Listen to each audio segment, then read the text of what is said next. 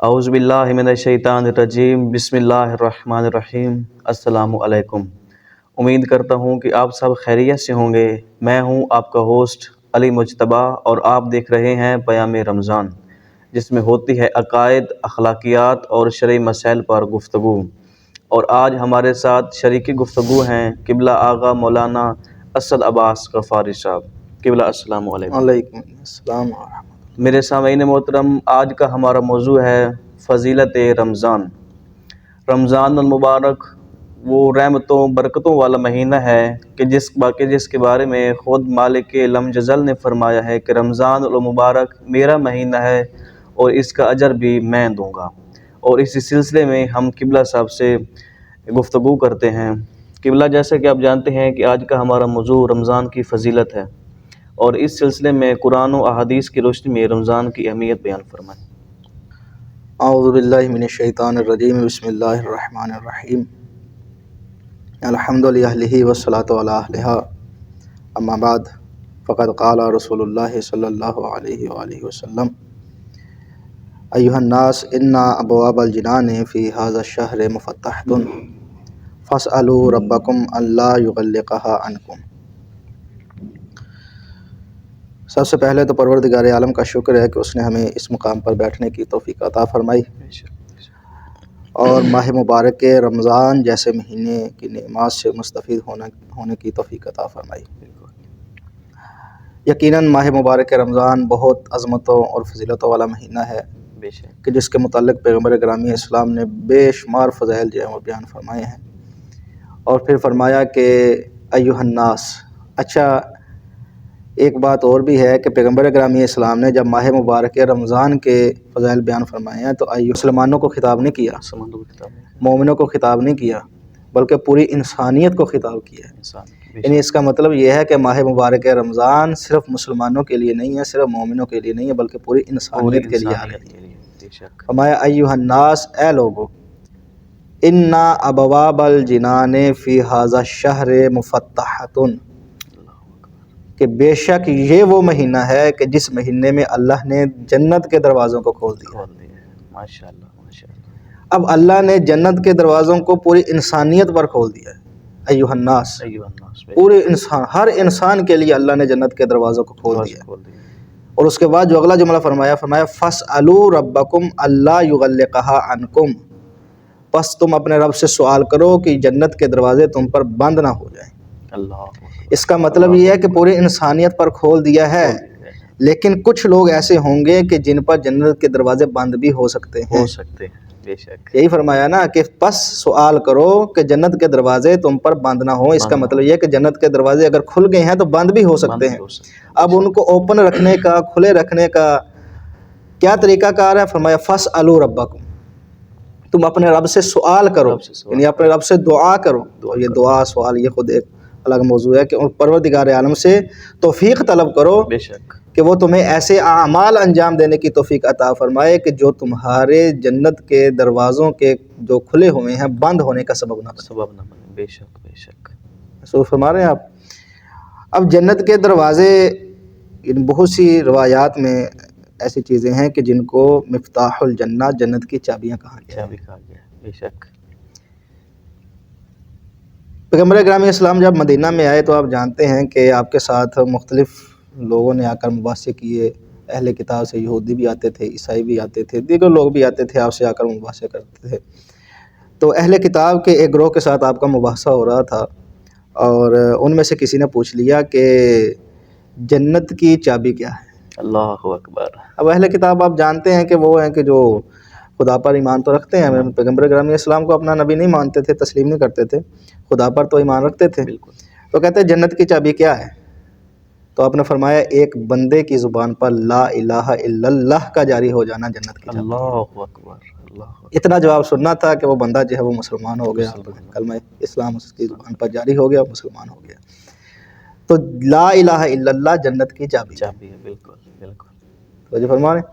اور جب پیغمبر گرامی اسلام نے اپنی تبلیغ کا آغاز شروع کیا تو فرمایا قولوا لا الہ الا اللہ تفلحوا، لا الہ الا اللہ کہو اور فلاح پا جاؤ۔ اب میں کیا عرض کروں کہ لا الہ الا اللہ خود ایک ایسا موضوع ہے جو اپنے اندر بڑی برکات سمیٹے ہوئے ہیں۔ ابھی مجھے ایک واقعہ جو ہے یاد آ رہا ہے ابھی اچانک، کہ حضرت نوح علیہ السلام جب کشتی میں سوار ہوئے، وہ طوفان نوح والا سارا واقعہ جو ہے، تو حضرت جبرائیل علیہ السلام آئے اور آ کر کے کہا کہ اگر کہیں کشتی میں تلاطم وغیرہ محسوس ہو تو لا الہ الا اللہ کا ورد کرنا۔ اللہ جب کہیں، تو وہاں روایت کے جو الفاظ ہیں وہ یہ ہے کہ 1000 مرتبہ لا الہ الا اللہ کہنا۔ تو جب ایسا کوئی محسوس ایک مقام پر جا کر کے تلاطم محسوس ہوا اور کشتی جو ہے وہ تھوڑی سی لڑکھڑائی، تو وقت اتنا نہیں تھا کہ 1000 مرتبہ کہتے، تو انہوں نے ایک ہی مرتبہ کہہ دیا، انہوں نے کہا میں 1000 مرتبہ کہتا ہوں لا الہ الا اللہ، اللہ اکبر، تو کشتی جو ہے وہ تھم گئی۔ تو لا الہ الا اللہ اس کلمے کی بڑی برکات ہے۔ بڑی برکات ہے، بالکل بالکل۔ غالباً میں کتاب توحید شیخ صدوق علیہ رحمہ کی اس کا مطالعہ کر رہا تھا کہ اس میں تو انہوں نے اس کے بہت سے فضائل بیان کیے ہیں، بہت سی برکات بیان کی ہیں اس جملے کی لا الہ الا اللہ۔ کتنے یعنی اس میں اتنی طاقت اور پاور ہے، بہت بہت بہت۔ اب میں بات کو زیادہ طول نہ دوں، تو ایک ہے لا الہ الا اللہ جنت کی چابی، بالکل، اور دوسرا پیغمبر گرامی اسلام حضرت محمد مصطفیٰ صلی اللہ علیہ وآلہ وسلم کا جہاں ایک لقب ہے طٰہٰ، ایک لقب ہے یاسین، ایک لقب ہے مصطفیٰ، ایک لقب ہے رحمت للعالمین، وہیں آپ کا ایک لقب ہے مفتاح الجنہ، جنت کی چابی۔ بالکل بالکل، تو لا الہ الا اللہ بھی جنت کی چابی ہے، اور پیغمبر گرامی اسلام بھی جنت کی چابی ہے۔ اور اس کے بعد پیغمبر گرامی اسلام کے فرماتے ہیں کہ الدعاء مفتاح الرحمہ، دعا جو ہے نا، پروردگار عالم سے دعا مانگتے ہیں، یہ دعا رحمت کی چابی ہے۔ اللہ اکبر، اللہ، یعنی رحمت پروردگار کی چابی ہے دعا۔ بالکل، یعنی اگر چاہتے ہو کہ پروردگار عالم کی رحمات تمہارے شامل حال ہوں تو زیادہ سے زیادہ کثرت سے دعا کیا کرو، بالکل۔ اور اس کے بعد فرمایا والوضوء مفتاح الصلاۃ، کہ وضو جو ہے وہ نماز کی چابی ہے۔ اور پھر فرمایا والصلاۃ مفتاح الجنہ، نماز جنت کی چابی ہے۔ رسول فرما رہے ہیں آپ، تو کیا ہو گیا؟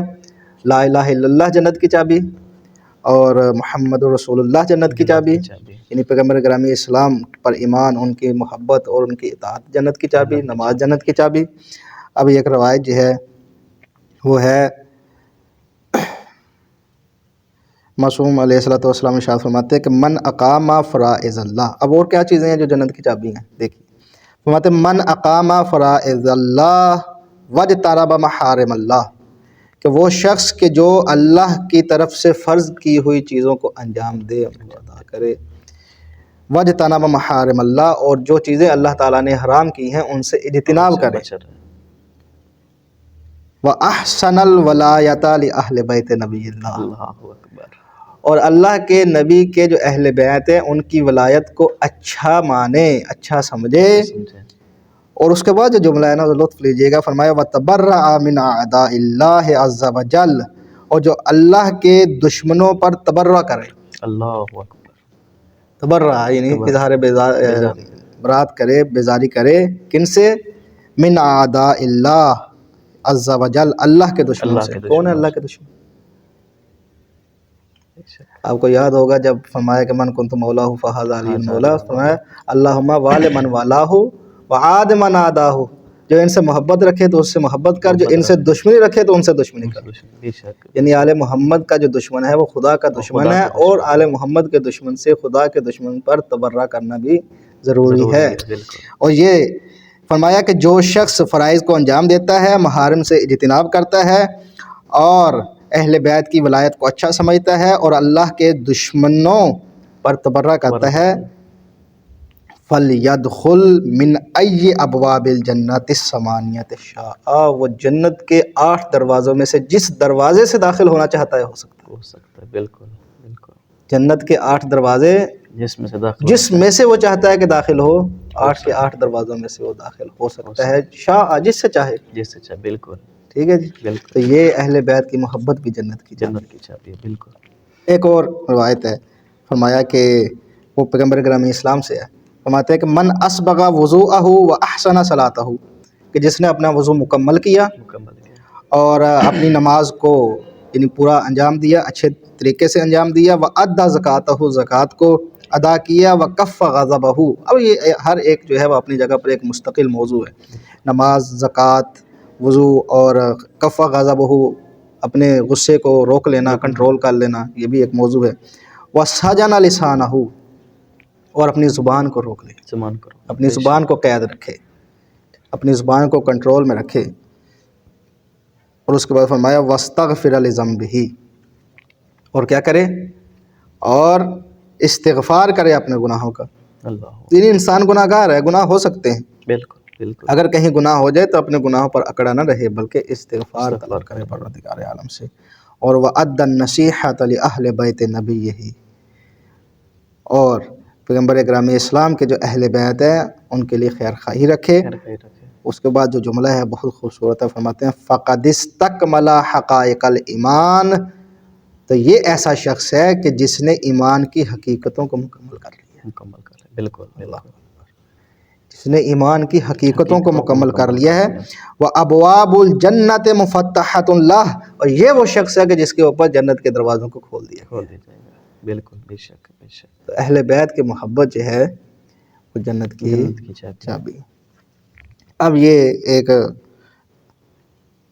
روایت جو ہے وہ ہماری ان بہنوں اور ماؤں کے لیے کہ ان کے لیے فرمایا پیغمبر کرام اسلام نے کہ اذا عرفت المرأۃ ربہا، جب ایک عورت اپنے رب کو پہچان لے، اللہ اکبر، اللہ اکبر، اپنے رب کی معرفت رکھے، وآمنت بھی، اور اس پر ایمان رکھے، وبرسولہ، اس کے رسول پر ایمان رکھے۔ اور اس کے بعد فرمایا وعرفت فضل اہل بیت نبیہا، اور نبی کے اہل بیت کی فضیلت کو پہچان لے، پہچان لے، بے شک بے شک، کہ اہل بیت کی فضیلت کو پہچان لے۔ وصلت خمسن، اور پانچوں نمازیں ادا کرے۔ وصامت شہر رمضان، ماہ مبارک رمضان ہے نا، ماہ مبارک رمضان کے روزے رکھے۔ وَأَحْسَنَتْ فرجہا، اور عفت و پاک دامنی اختیار کرے۔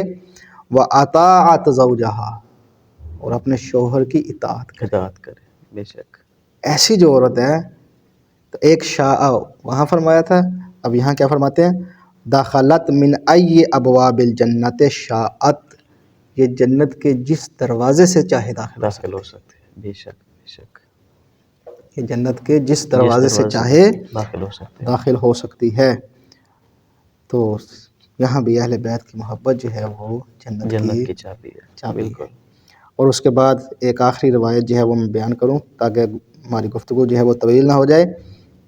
یہ مشہور حدیث بھی ہے، حضرت امام محمد باقر علیہ السلام سے ہے، اصول کافی میں، کتاب الایمان والکفر، اس میں۔ تو امام علیہ السلام فرماتے ہیں بنی الاسلام علی خمسۃ اشیاء، اسلام کی بنیاد 5 چیزوں پر ہے۔ کتنی چیزوں پر ہے؟ 5 چیزوں پر ہے۔ وعلی الصلاۃ والزکوٰۃ والحج والصوم والولایہ، 5 چیزوں پر اسلام کی بنیاد ہے، بنا ہے۔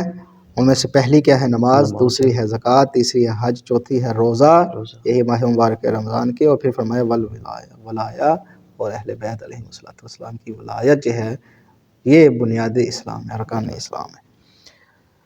محبت اہل بیت انتہائی ضروری ہے، بہت ضروری ہے، اس کے بغیر تو کوئی عمل قابل قبول ہے ہی نہیں نا۔ بالکل، کتنی ایسی روایات آپ دیکھتے ہیں کہ جو اہل سنت، اہل تشیع نے تو ہے، اہل سنت نے بہت اپنی کتب میں ایسی روایات نقل فرمائی ہے کہ اگر اہل بیت کی محبت نہیں ہے تو انسان کے پاس کچھ بھی نہیں، بالکل بالکل، وہ جنت کی خوشبو بھی نہیں سونگھ سکتا۔ اگر اب ان روایات کو اگر جمع کریں، ان کو بیان کرنے لگے تو بہت ساری روایات ہیں، بہت ساری روایات ہیں۔ آج المطالب میں، ینابع الموطد میں، حتیٰ کہ سوائے کے محرقہ میں، اور دیگر بڑی کتابیں ہیں جن میں بالکل یہ روایات منقول ہے۔ تو اب یہ جو میں نے آپ کے سامنے حدیث پڑھی کہ 5 چیزوں پر اسلام کی بنیاد ہے، اسلام کی بنیاد ہے، تو اب 5 ہو گئی نا، بالکل، اس کا مطلب باقی تمام سے یہ 5 افضل ہیں، یہی ہے۔ قال زرارہ کہتا ہے ایو شیء من ذالک افضل، یہ تو ہمیں سمجھ آ گیا کہ یہ 5 باقی سب سے افضل ہیں۔ اب یہ بتائیے کہ ان میں سے سب سے افضل اللہ اکبر، اللہ اکبر، اب ان میں سے کون سی سب سے افضل کون سی ہے؟ تو قالا الولایت افضل، ولایت سب سے افضل ہے، ولایت سب سے افضل ہے۔ اہل بیت کی محبت، ان کی ولایت، ان کی سرپرستی قبول کر لینا، یہ سب سے افضل ہے۔ دلیل کیا ہے؟ دلیل دی ہے امام نے، فرمایا لِأَنَّهَا مِفْتَاحُهُنَّ، کیونکہ یہ دونوں، یہ ولایت اہل بیت ان سب کی چابی ہے۔ اللہ اکبر، اللہ اکبر، نماز، زکوٰۃ، حج، صوم، ان سب کی چابی ہے. یہ مطلب یہ ہے کہ اگر ولایت اہل بیت اور ولایت اہل بیت انسان کے پاس نہیں ہے تو نہ اس کی نماز قبول ہے، نہ اس کی روزہ قبول ہے، نہ کچھ کوئی عمل اس کا قبول ہے نہیں. آپ روایت سنتے ہیں کہ پیغمبر گرامی اسلام نے فرمایا تھا کہ بہت سے لوگ ہوں گے کہ جن کی نمازوں کو ان کے منہ پر مار دیا جائے گا اگر ان کے پاس ولایت ہے. اور یہ ایسی چیز ہے کہ جس کے بغیر جو ہے وہ کوئی انسان جنت میں جا نہیں سکتا. اور پھر فرمایا لِأَنَّهَا مِفْتَاحُهُنَّ، کیونکہ یہ تمام کی چابی ہے، ان تمام کی چابی ہے. اور فرمایا وَالْوَالِي هُوَ الدَّلِيلُ عَلَيْهِنَّ، بھی اگر والی نہیں ہوگا، حکمران نہیں ہوگا، سرپرست نہیں ہوگا، کوئی رہنمائی کرنے والا نہیں ہوگا تو تم نماز کو اچھے طریقے سے کیسے انجام دے سکتے ہو؟ تم ان اعمال کو کیسے انجام دے سکتے ہو؟ ان اعمال کو اگر انجام دینا ہے تو اس کے لیے کوئی ایسا رہنما ہونا چاہیے کہ جو تمہاری رہنمائی کرے. اور وہ کون ہے؟ وہ اہل بیت. یعنی اگر اہل بیت محمد علیہ السلام کی رہنمائی میں ان کے بیان کیے ہوئے طریقے کے مطابق ان چیزوں کو انجام دیا جائے تو یہ ساری چیزیں قابل قبول ہو سکتی ہیں. صحیح نماز وہی ہے، صحیح روزہ وہی ہے، صحیح حج وہی ہے، صحیح زکوٰۃ وہی ہے جو اہل بیت علیہ السلام کی ولایت کی سرپرستی میں تھا. بالکل. تو قبلہ آخر میں ہمارا ایک شرعی مسئلہ ہوتا ہے. تو آج کا ہمارا شرعی مسئلہ ہے کہ روزے کا کفارہ. اگر ایک بندہ ماہ رمضان کا روزہ رکھتا ہے یا رکھ کر توڑ دیتا ہے تو اس کا کفارہ کیا ہوگا؟ اعوذ باللہ من الشیطان الرجیم، بسم اللہ الرحمن الرحیم. دیکھیے یہ ماہ مبارک رمضان میں روزہ نہ رکھنے کی صورت میں یا روزہ توڑ دینے کی صورت میں ایک جرمانہ ادا کرنا پڑتا ہے جس کو کفارہ کہا جاتا ہے. اچھا، کچھ لوگ ہیں کہ جن کے لیے روزہ ہے کہ رکھنا ضروری نہیں ہوتا، ان لوگوں کو مستثنیٰ کر کے اور کچھ لوگ ایسے ہیں کہ جن کے لیے روزہ جو ہے وہ مثلا توڑنا، مثلا اسے کہتے ہیں کہ قصر کر دینا ضروری ہوتا ہے. ان سب کو مستثنیٰ کر کے ایسا شخص کہ جس کے لیے روزہ مکمل کرنا ضروری ہے، یوں کہہ سکتے ہیں. جس شخص کے لیے روزے کو مکمل کرنا ضروری ہے اور جس کے لیے روزہ رکھنا ضروری ہے، اگر ایسا شخص روزہ نہیں رکھتا اور روزے کو توڑ دیتا ہے تو اس کا کفارہ یہ ہے کہ وہ ایک غلام کو آزاد کرے، 60 مسکینوں کو کھانا کھلائے، یا یہ ہے کہ وہ 60 روزے یعنی 2 مہینے روزے رکھے. البتہ یہ جو روزے رکھنے ہیں اس نے 2 مہینے، اس میں یہ ہے کہ 1 مہینہ 1 دن مسلسل روزے رکھنے اور اس کے علاوہ اپنا باقی جو دن ہیں ان میں وہ فرق 2-3 دن فاصلہ جو ہے وہ دے سکتا ہے. لیکن یہ خاص طور پر 1 مہینہ 1 دن اس نے مسلسل اور اس میں جب قضا کرنے لگے، کفارہ ادا کرنے لگے روزوں کا، تو اس صورت میں پھر اسے یہ بھی دیکھنا چاہیے کہ یہ جو 1 مہینہ 1 دن ہے نا جو مسلسل روزے رکھنے، اس میں کوئی ایسا دن نہ آتا ہو کہ جس دن روزہ رکھنا حرام ہو. مثلا عید قربان کے دن روزہ رکھنا حرام ہے، یوم تشریق کے دن روزہ رکھنا حرام ہے. تو ایسا کوئی دن اس 1 ماہ اور 1 دن یعنی 31 دن میں ایسا کوئی دن نہیں آنا چاہیے، نہ آتا ہو کہ جس میں روزہ رکھنا حرام ہے. ٹھیک ہے، باقی اگلے جو ہیں دن ان میں آتا رہے تو کوئی مسئلہ وقفہ دے سکتا ہے. وقفہ دے سکتے ہیں. اچھا، اب پھر اس میں اور بھی ہے تھوڑی سی تفصیل، وہ یہ کہ اب جو اس نے روزہ باطل کیا ہے، جس شخص نے روزہ توڑا ہے، اس نے کس شے سے روزہ توڑا ہے؟ حلال چیز سے روزہ توڑا ہے یا حرام چیز سے توڑا ہے؟ تو اگر تو اس نے حلال چیز سے روزہ توڑا ہے تو پھر کہتے ہیں کہ ان میں سے کوئی ایک کفارہ دے دے، وہ کافی ہے. وہ غلام ہے نہیں تو پیچھے 2 ہی بچتے ہیں کہ ان میں دونوں میں سے کوئی ایک جو ہے وہ کفارے میں دے سکتا ہے، چاہے تو 60 مسکینوں کو کھانا کھلا دے، چاہے تو روزے رکھ لے. اور اگر کسی حرام چیز سے روزے کو باطل کرتا ہے، توڑتا ہے، تو پھر اس کے اوپر ہے کہ وہ دونوں کام انجام دے گا. وہ 60 مسکینوں کو کھانا بھی کھلائے گا اور مسلسل 2 ماہ روزے بھی رکھے گا. یہ اس کا کفارہ ہے. ٹھیک ہے. تو میرے سامعین محترم، آج ہمارے ساتھ موجود تھے قبلہ آغا اسد عباس غفاری صاحب کہ جو رمضان المبارک کی اہمیت اور فضیلت بیان فرما رہے تھے. اور آج کی ویڈیو میں ہمیں دیجیے اجازت. اپنا بہت خیال رکھیے گا. ملتے ہیں اگلی ویڈیو میں. والسلام، اللہ نگہبان.